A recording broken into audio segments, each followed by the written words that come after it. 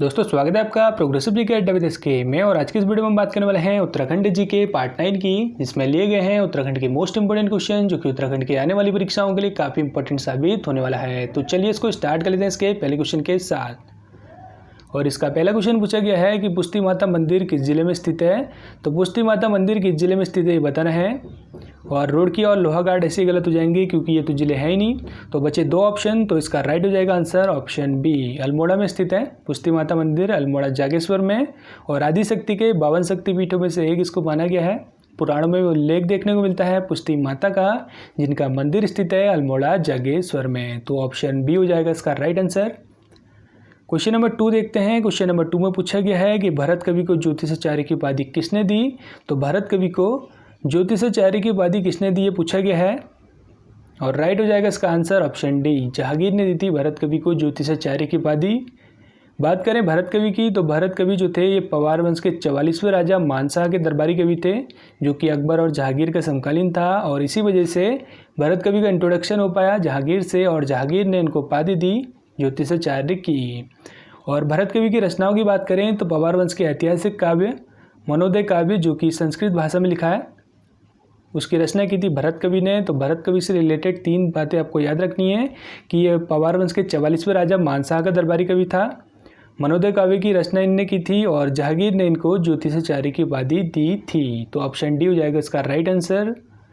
Question number 3 देखते हैं।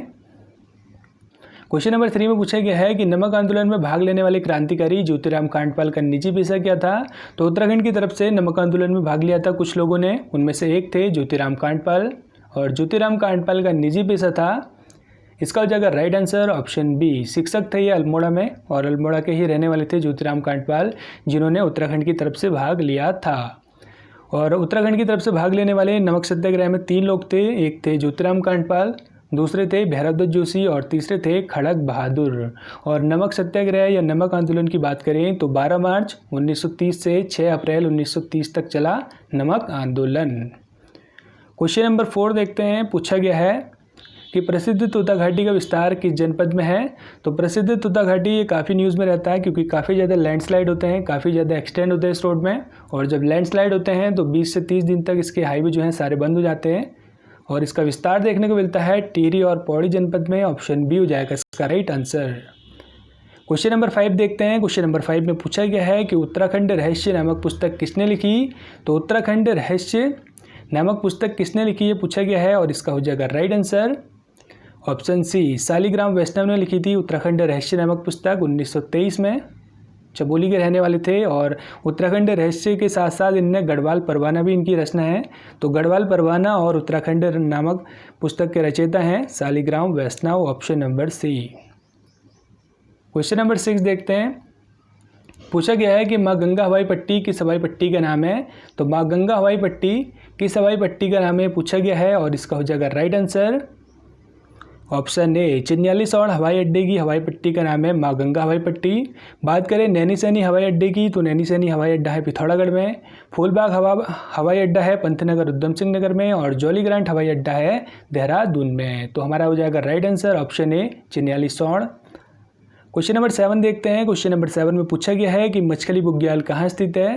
तो मच्छखली बुग्याल कहाँ स्थित है ये बताना है, और राइट हो जाएगा इसका answer option B, Ranikhet Almora जनपद में स्थित है मच्छखली बुग्याल। और मच्छखली बुग्याल से 6 किलोमीटर की दूरी पे रानीखेत का फेमस गोल्फ ग्राउंड भी स्थित है, जो स्थित है रानीखेत, ऑप्शन नंबर बी में। क्वेश्चन नंबर 8 देखते हैं। पूछा गया है कि नीम करोली बाबा का वास्तविक नाम था। तो नीम करोली बाबा जो कैची धाम के प्रसिद्ध बाबा थे, और हर साल इनका मेला लगता है कैची धाम नैनीताल जनपद में, और दुनिया भर से लोग आते हैं, और इनका वास्तविक नाम है लक्ष्मी नारायण शर्मा। तो ऑप्शन नंबर डी हो जाएगा इसका राइट आंसर। और नैनीताल में जो हनुमान गढ़ी है, उस हनुमान मंदिर की नींव भी इन्हीं ने रखी थी, नीम करोली बाबा ने। हनुमान भक्त थे नीम करोली बाबा, जिनका वास्तविक नाम था Lakshmi Narayan Sharma, option number D. Question number 9 देखते हैं। क्वेश्चन नंबर 9 में पूछा गया है राजा बेन का किला कहाँ स्थित था। तो राजा बेन का किला कहाँ स्थित था पूछा गया है, और राइट हो जाएगा इसका आंसर ऑप्शन बी, हरिद्वार में स्थित था राजाबेन का किला। कुषाणकालीन राजा इनको माना जाता है राजाबेन को। और हरिद्वार में जब ऊपरी गंगा नहर की खुदाई चल रही थी तो उस खुदाई के दौरान इनके किले के अवशेष मिले थे, जो था राजाबेन का किला। क्वेश्चन नंबर 10 देखते हैं। पूछा गया है कि उत्तराखंड में वैक्सीन कारखाना कहाँ स्थित है। तो उत्तराखंड में वैक्सीन कारखाना कहाँ स्थित है बताना है। और राइट हो जाएगा इसका answer option B, Patwa Dangal Nainital में स्थित है वैक्सीन कारखाना। इसका पहले नाम था 1903 में, जब अंग्रेजों ने इसकी स्थापना की थी 1903 पटवा डांगल नैनीताल में।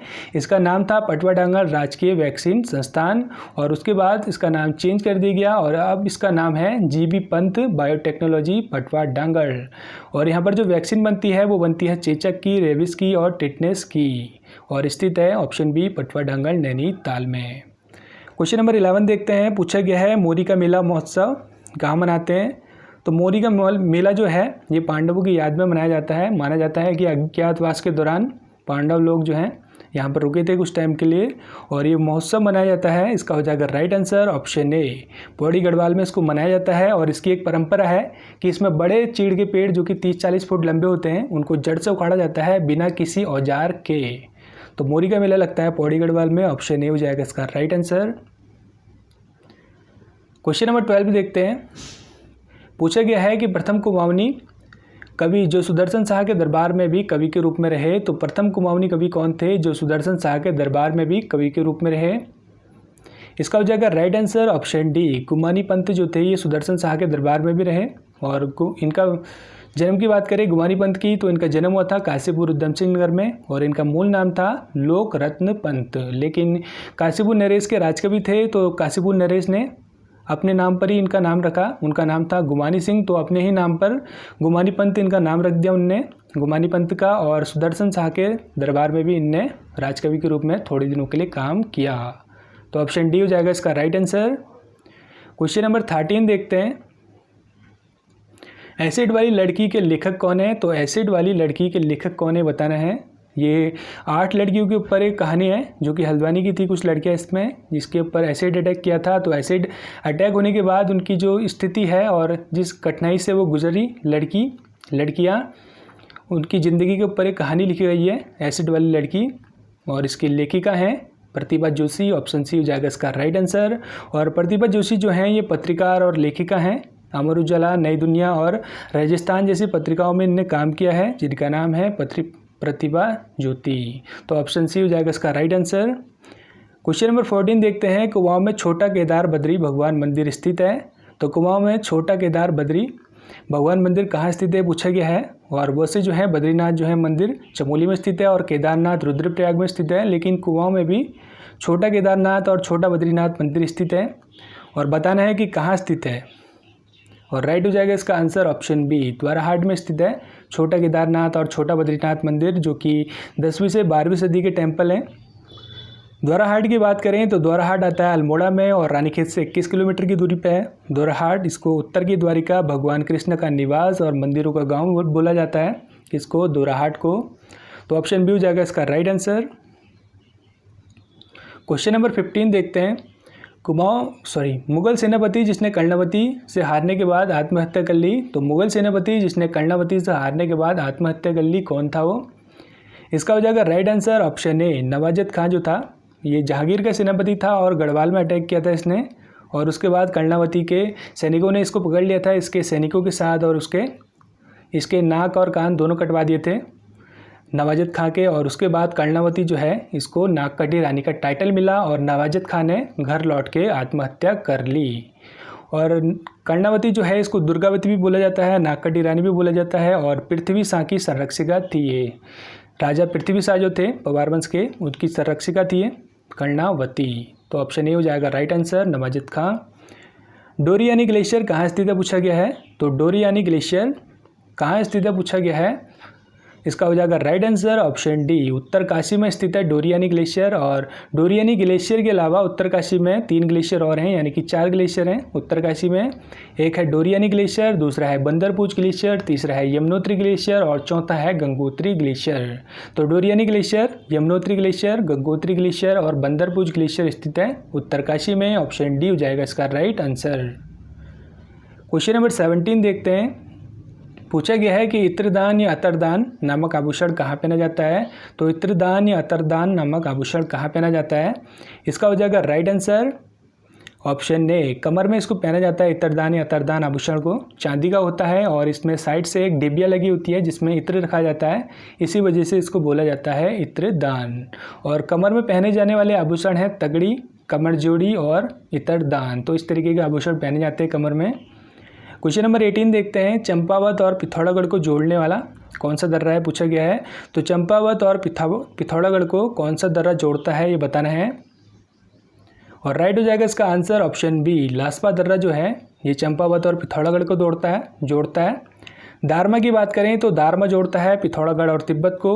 ट्रेल पास की बात करें तो ट्रेल पास जोड़ता है बागेश्वर और पिथौरागढ़ को। और बाराहोती की बात करें तो बाराहोती जोड़ता है चमोली और पिथौरागढ़ को। तो याद रखना है लास्पा दर्रा जोड़ता है चंपावत और पिथौरागढ़ को। क्वेश्चन नंबर 19 देखते हैं, पूछा गया है कि राजीव गांधी द्वारा गौरा देवी को प्रथम विश्वामित्र पुरस्कार दिया गया था। तो राजीव गांधी ने गौरा देवी को पहला विश्वामित्र पुरस्कार दिया था, कब दिया था पूछा गया है। और राइट हो जाएगा आंसर 1986 में दिया था, ऑप्शन डी हो जाएगा इसका राइट आंसर। और गौरा देवी की बात करें तो चिपको मूवमेंट की इनने शुरुआत की थी। चिपको मूवमेंट की जननी के रूप में इनको जाना जाता है गौरा देवी को, जिनका जन्म हुआ था चमोली में। और 1970 के टाइम पे जो चमोली में चिपको मूवमेंट चला था उसके ऊपर इनको मिला था 1986 में विश्वामित्र पुरस्कार, जिसमें बहुत सारे हजारों पेड़ों को कटने से इनने बचाया था। तो ऑप्शन डी हो जाएगा इसका राइट आंसर। क्वेश्चन नंबर 20 देखते हैं, पूछा गया है छोकती निम्नलिखित में से क्या है।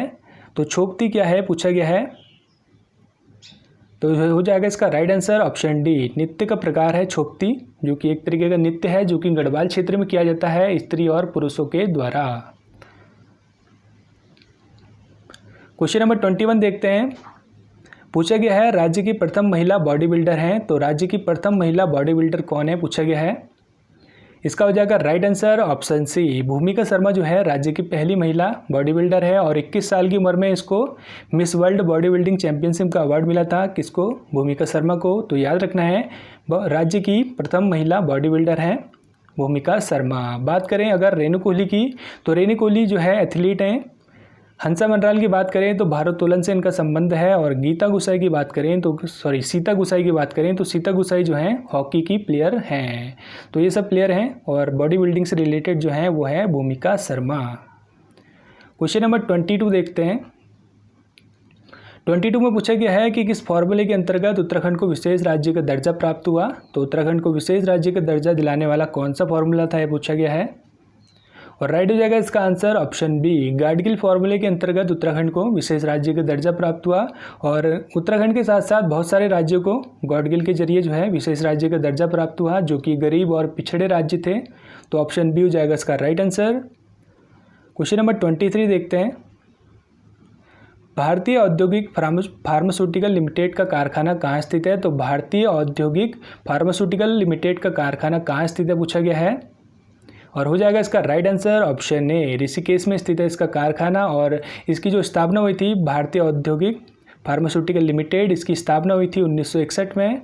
और देश में अलग अलग जगह इसके हेडक्वार्टर बनाए गए, जैसे कि नई दिल्ली, हैदराबाद, गुड़गांव और ऋषिकेश। तो ऋषिकेश भी था उसमें, जो कि उत्तराखंड में था। तो ऑप्शन ए हो जाएगा इसका राइट आंसर। क्वेश्चन नंबर 24 देखते हैं, 1962 के चीन युद्ध से पूर्व किस जनजाति के लोग तिब्बत से व्यापार करते थे। तो 1962 के चीनी युद्ध से पूर्व किस जनजाति के लोग तिब्बत से व्यापार करते थे पूछा गया है। इसका हो जाएगा right answer option C, Bhutia जनजाति के लोग जो हैं ये 1962 के चीन युद्ध से पूर्व व्यापार करते थे तिब्बत से, क्योंकि इनकी जनजाति जो है भूटिया जनजाति की आबादी जो है ये उत्तरकाशी और पिथौरागढ़ क्षेत्र में पाई जाती है। और उत्तरकाशी पिथौरागढ़ जो है ये चाइना और तिब्बत से बॉर्डर टच करते हैं कहीं ना कहीं। तो राइट हो जाएगा ऑप्शन सी, भूटिया लोग जो हैं ये करते थे व्यापार।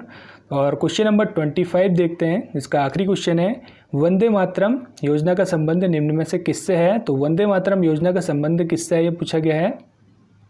और राइट हो जाएगा इसका आंसर ऑप्शन सी, गर्भवती महिलाओं से रिलेटेड है वंदे मातरम योजना। इसमें गर्भवती महिलाओं को निःशुल्क उपचार दिया जाता है। और इसकी शुरुआत हुई थी वंदे मातरम योजना की 9 फरवरी 2004 में। तो 9 फरवरी 2004 में इसकी स्थापना हुई थी या लॉन्च हुआ था ये प्रोग्राम वंदे मातरम योजना, जिसमें गर्भवती महिलाओं को निःशुल्क उपचार दिया जाता है। तो दोस्तों इसी के साथ होता है वीडियो समाप्त। Thanks for watching, take care, bye bye.